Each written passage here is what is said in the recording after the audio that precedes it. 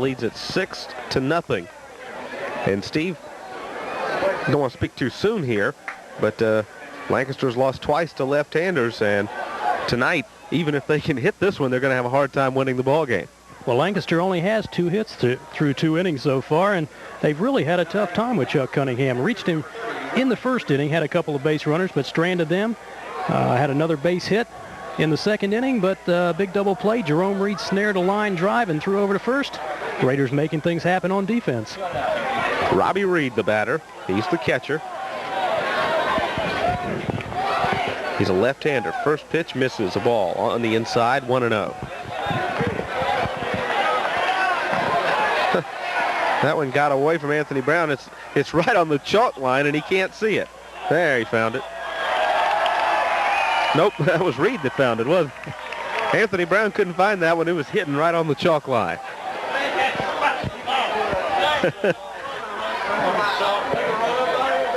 You know, we wouldn't be snickering if it was still 0-0.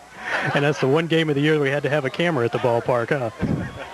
Yeah, we got that one for posterity.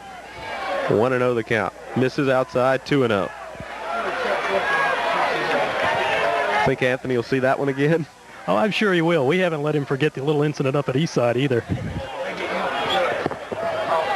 2-0 the count.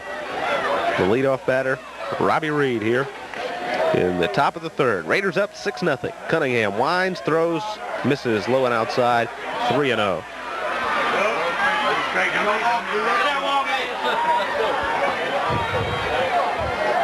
Reed will settle back in. Cunningham has given up a hit with 1 out in both innings so far. Trying to get himself out of getting into trouble here real early in the third. 3-0 count. Misses, ball 4. In fact, that one bounced in the dirt, and Anthony Brown had to come up with it, and he does. Cunningham, a little control trouble here to start off this inning. Rosencrantz will come in and run for Reed down at first. Yeah, we'll go back to the top of the order to Aaron Cureton.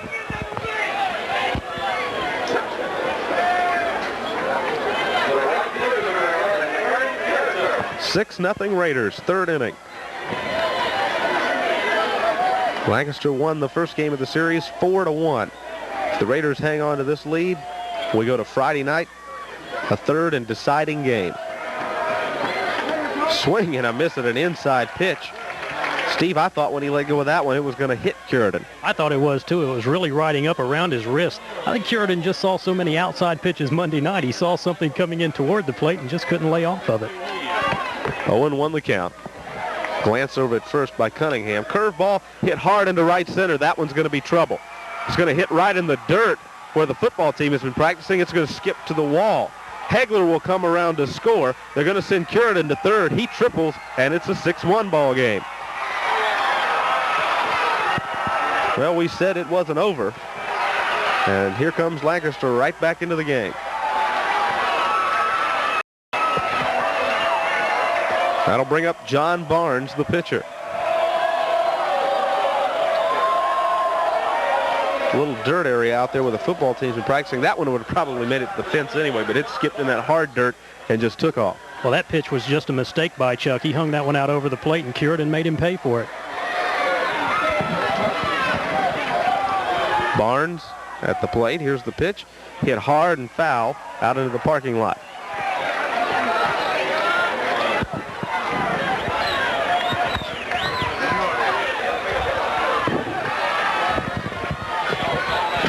Owen won the count.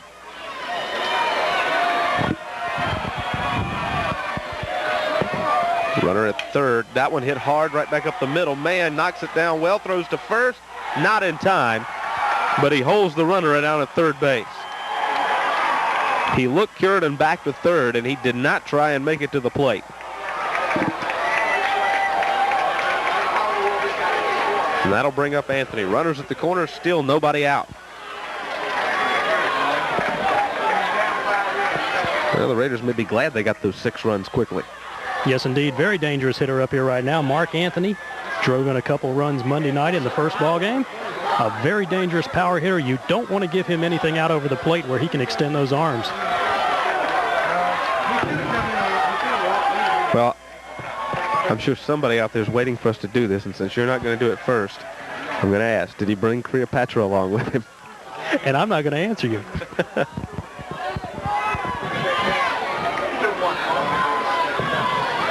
Again, Anthony expected to be the first South Carolina player drafted in the amateur draft next month. Mark Lambert expected to go shortly thereafter. That's a curveball in for a strike. 0-1. We've been too serious tonight. Well, we'll change that in a few minutes.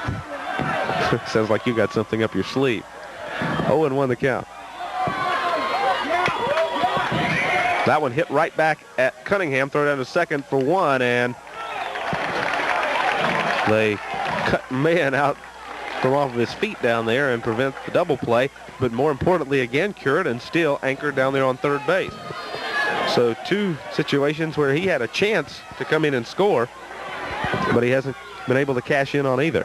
Well, Lancaster very conservative on the base pass. You don't want to risk having that run cut down there and still face a 5-run deficit. Only one out away now, and you still got the sacrifice fly opportunity. A wild pitch, anything can happen still. Cleanup hitter Pep Harris at the plate. He swings and misses at a curveball. 0-1. G.G. Harris on deck. These two are cousins. 0-1 the count. You think G.G. spends much time in Paris? Maybe we better go back to being serious. That one foul back to the screen, 0-2.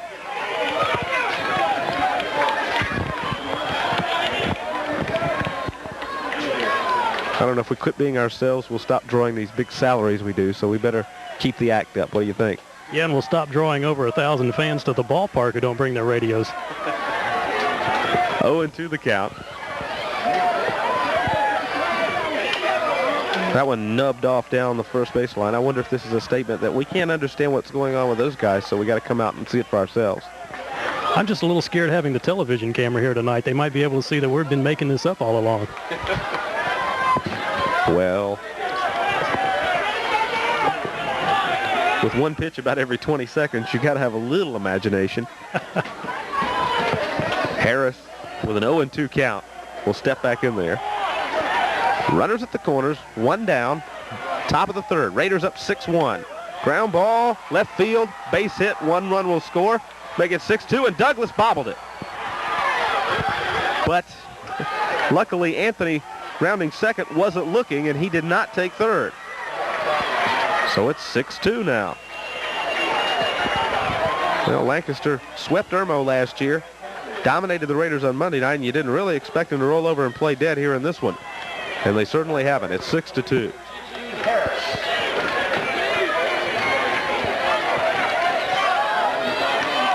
G.G. Harris at the plate.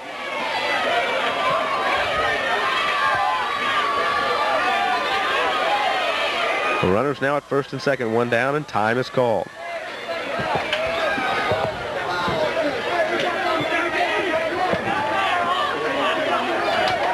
Well, Steve, I'll wait till after this pitch. Oh, that one hit Harris in the hip. And the bases will be loaded. And I have seen more hit batsmen in this series than I've seen all season long. Well, Chuck coming inside, trying to establish the inside part of the plate. Let that one get a little bit away from him. Harris tried to get out of the way, sort of, but he got hit by that on the hip, and now the base is loaded. And a pretty dangerous batter in Ciano Truesdale coming up. And now he represents the tying run. So what appeared to be a safe lead a few minutes ago now doesn't appear to be so. Again, one out, bases loaded. Top of the third, Raiders lead it 6-2. Truesdale at the plate. Cunningham ready to go. Gets the sign from Brown. Here's the pitch. Inside curveball, fooled him. Swung and a miss, and it's 0-1. Truesdale the other night in the late innings hit a fly ball, probably the hardest ball hit all night with the exception of Jerome Reed's solo home run. Hit it out to center field, the deepest part of the ballpark. Tony Grant went out and caught it against the fence, so the Raiders escaped damage there, but he certainly got home run power, and we're hoping he doesn't show it here. 0-1 the count. Cunningham with a glance around the bases. That one foul back to the screen by Truesdale, 0-2. And Cunningham does a good job of getting ahead of the hitter. 6-2 our score. Raiders up by 4 runs in the top of the third. They have scored 3 in each of the first 2 innings. Lancaster scoreless until this half inning, and they put 2 on the board here with 1 out. Ciano Truesdale at the plate. Cunningham ready to go.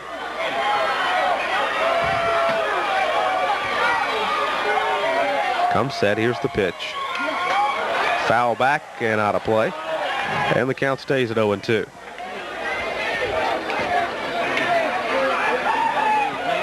Well, Steve, did you hear today that Atlanta has been awarded the Super Bowl for 1994? Well, I always said they needed professional sports in Atlanta. And they don't even have the stadium done yet.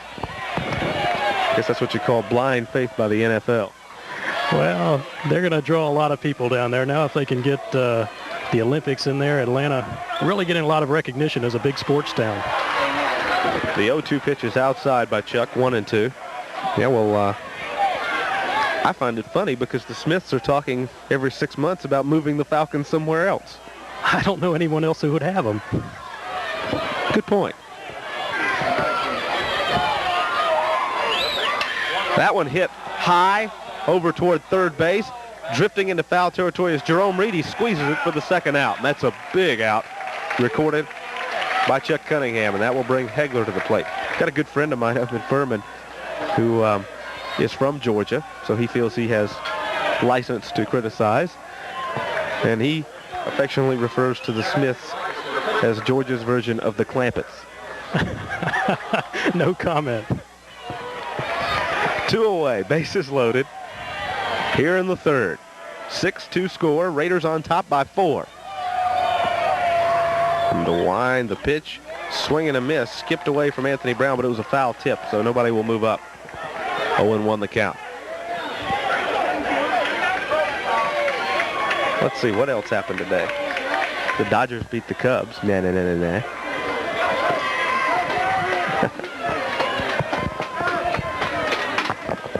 Well, Dodger victories have been so few and far between this year, I have to kind of gloat a little bit.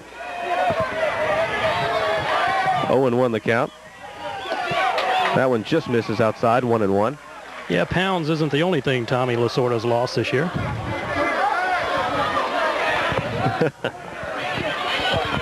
On a diet of ultra lose fast or something, you trying to say? 1-1 the count. Well, I knew when Bulldog Oral Hershiser went down, it was going to be a long year. Ground ball. Brian Mann backhands it, throws to third for the force, and the side is retired. Could have been a disastrous inning for the Raiders. Reed made a heck of a play. Al Berry, the head coach for Lancaster, vehemently arguing the call, but Steve, it looked from this side, no doubt about it, and the side is retired. So this inning could have been a lot worse than it was. Lancaster comes away with 2 and leaves the bases loaded. After 3 or 2.5, middle of the third, it's 6-2 Lawrence, and we'll be back in 60 seconds.